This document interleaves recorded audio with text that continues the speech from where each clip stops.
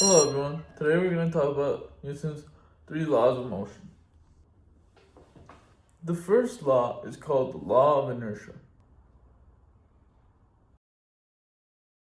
So imagine this, a soccer ball is kicked in a straight line, as can be seen, and it keeps moving until friction from the grass stops it. The force here is the friction from the grass.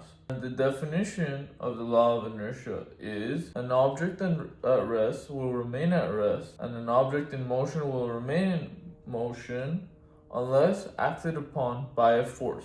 The second law states that force equals mass times acceleration. So, these that I've drawn are wagons with people in them. To make these wagons move, we need a pull force.